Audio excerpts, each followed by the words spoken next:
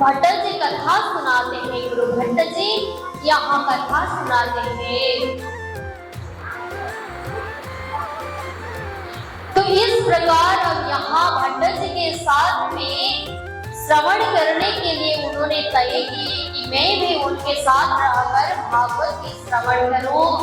तो भट्ट जी श्री वृंदावन धाम से भागवत पूरी अध्ययन करके लौटे हुए बड़े ज्ञानी थे। तो उनके साथ में एक अवसर मिली देवचंद्र जी महाराज को कि मैं भी उनके साथ में रहेंगे, प्रवचन सुनो, कथा सुनो, मैं भी अपने जीवन में भक्ति भाव को और आगे बढ़ाऊंगी। भावना के साथ में देवचंद्र जी महाराज अब कथा श्रवण करने के लिए भट्ट जी के पास जाने लगे। बोले कृष्ण कन्हैया लाल की। तो इस प्रकार अब भट्ट जी के साथ में जब जाने लगे, जब कान्ह जी भट्ट ने कहा अरे कहाँ से आए हो, इतनी खबरें, वहां बहुत सारे लोग सेठ साहूकार भी आने लगते थे कथा श्रवण करने। तब देवचंद्र जी महाराज वहां कथा सुनने के लिए उपस्थित होते थे। तब जब तक देवचंद्र जी महाराज कथा श्रवण करने बैठते थे तब तक भट्ट जी आगे कथा को नहीं बढ़ाते थे। तब वहां के सेठ साहूकार विचार करने लगे कि क्या विचार करने लगे कि अरे भट्ट जी तो हम बैठे रहते हैं तो और बातों में टाल देते हैं, फिर जब देवचंद्र जी आके बैठ जाते हैं तभी ये कथा श्रवण करवाने शुरू किया करते हैं। तब एक बार सेठ साहूकार वहां के चौधरी लोगों ने कहा अरे भट्ट जी, जब तक आप ये देवचंद्र नहीं आते तब तक आप तो हमें कथा नहीं श्रवण कराते। तो बात क्या है, आपको देवचंद्र क्या देते? जब लगे ये नहीं आवता बोलो करो नहीं उच्चार। आप तो ये जब तक नहीं आते तब तक कथा वाचन नहीं करते, क्या देते आपको देवचंद्र?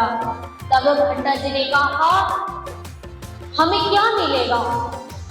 जब हम श्याम सुंदर जी के आगे जब व्यास में बैठ जाते हैं तब कथा श्रवण करवाते हैं तुम्हें, तब तो हमें कोई देने लेने की कोई भी मतलब कोई भी फिक्र नहीं रहता। हमें तो तुम्हें कथा पर ही हमें ध्यान होता है, कौन क्या लाके देगा, कौन ले जाएगा वो भी हमें पता नहीं। बस मुझे इतना ही पता है कि मेरा जो कहा हुआ वचन और वाणी ये श्रीमद् भागवत के शास्त्रों की महिमा ध्यान से श्रवण करते हो वो देवचंद्र है। तब सेठ साहूकार के मन में लगा अरे भट्ट जी तो क्या कह रहे हैं, हम भी तो रोज कथा श्रवण तो करते हैं, ध्यान से ही तो श्रवण करते हैं, तो हमें भट्ट जी क्यों नहीं देखते? गुरु भट्ट जी ऐसा कहने लगने के बाद सबके हृदय में गुस्सा होने लगा, अरे ये तो केवल ही देवचंद्र जी को देखते हैं। तो फिर देवचंद्र जी महाराज वहां नहीं आए थे तो भट्ट जी जब तक कथा सुनाते ही नहीं थे तब फिर भट्ट जी ने कहा जो कुछ यहाँ सेवा करते हो इस मंदिर में, मुझे जो कुछ भी मिलता है तो आप ही देते हो, जो कुछ आप देते हो वही हमें मिलता है। देवचंद्र बेचारे उनके तो कोई भी व्यवस्था नहीं है, बस वो इनके एक ही मकान है, छोटा सा मकान में रहते हैं, उनका कोई काम भी नहीं है, बस कथा श्रवण करने आते, कमाई तो करते नहीं देवचंद्र, तो वो क्या देते बेचारा, वो क्या दे सकते हैं?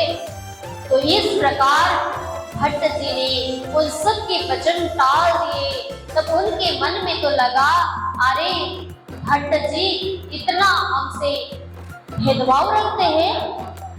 तब इतने कहने के बाद में वही देवचंद्र जी महाराज पहुंच जाते हैं। तब देवचंद्र जी महाराज पहुंचते ही कोई चुपचाप से रहने लगे।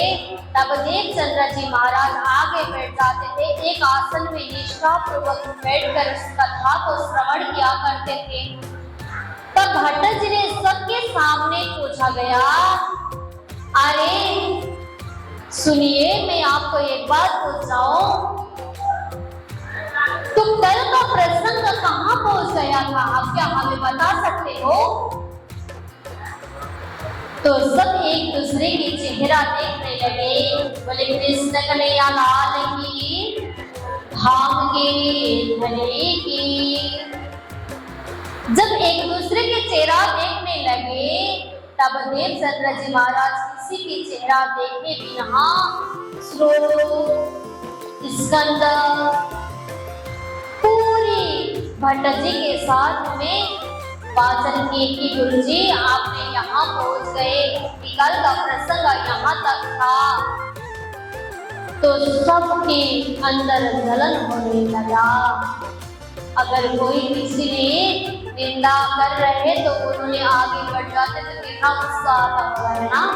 तो इसी प्रकार सेठ साहूकार के दिल में भी इतना गुस्सा आया कि चित्र को ढूंढते रहे बाहर दृष्टि अहंकार, मार्ग को पावे नहीं रहे रबद को दयारा। अरे ये तो हमें नीचा बना रहे हैं गुरु जी के आगे। तो उस समय देवचंद्र जी महाराज के आप रोटी के बाद देखने लगे कि कहाँ देवचंद्र गलत करेगा। जब गलत करेगा तो हम इसकी हंसी उड़ा ले। तब देवचंद्र जी महाराज की त्रुटि ढूंढने लगे। कहीं भी देवचंद्र त्रुटि करे तो हम उनको नहीं छोड़ने वाले हैं। जो तो को काटा हुए ताकि होवे तो फला, वो भी फूल को फूल है बापू है तिरसुला। यहाँ क्या कहते हैं पता है? दुआ में कहा जाता है कबीर जी की, अगर कोई तुम्हें काढ़े फेंक देते तो उसमें श्रद्धा की भाव से सज्जन उसको फूल प्रदान करते हैं। तो बाद में जो उसको देखते हैं ना ऐसी अहंकार के स्वभाव से, तो बाद में जाके उसको दोबारा जन्म में भी त्रिशूल ही मिल जाएगा, उसको कुछ मिलने वाले नहीं है। तो देवचंद्र जी महाराज की श्रद्धा भक्ति ऐसी थी जो किसी की परवाह ही नहीं था उन्हें। चाहे सेठ साहूकार जितना भी अमीर हुए, चाहे उन्हें जितना भी इधर भट्टर जी को जो कुछ भी थे तो भी उन्हें कुछ परवाह नहीं था। बस वो अपने परमात्मा भक्ति की निष्ठा रखते थे और कुछ भी नहीं।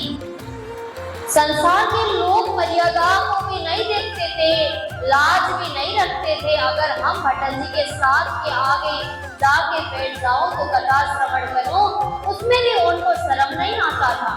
तो अपने एक आसन से दूसरा आसन नहीं बनाते थे। वो आसन वासन और अनुशासन में रहकर उन्होंने कथा श्रवण किया करते थे, निष्ठा से श्रवण किया करते थे।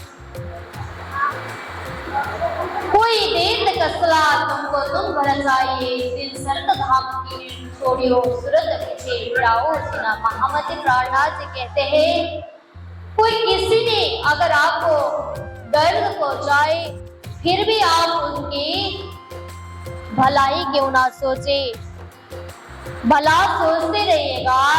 कोई तुम्हें तकलीफ पहुंचाते रहे उनकी मतलब ना करना। जो कुछ भी हो जाए, जो कुछ भी रहे, उनकी कोई परवाह नहीं रखना। चाहे आप यहाँ कथा श्रवण आ रहे हो तो कोई तुम्हें एक दूसरे से गुस्सा हो, उसमें भी कोई फर्क नहीं पड़ेगा कि कथा श्रवण हो ही रहा है ना, उसमें क्या लेना देना एक दूसरे से। भट्टर जी कथा श्रवण करवा रहे हैं तो प्रेम से कथा श्रवण करने की बात थी। पर देवचंद्र जी महाराज की निष्ठा को श्रद्धा करके भट्टर जी उन्हें अच्छे से कथा श्रवण करवाते थे सबको। जब भट्टर जी कथा श्रवण कराते थे तब उससे पहले देवचंद्र जी महाराज को लगता था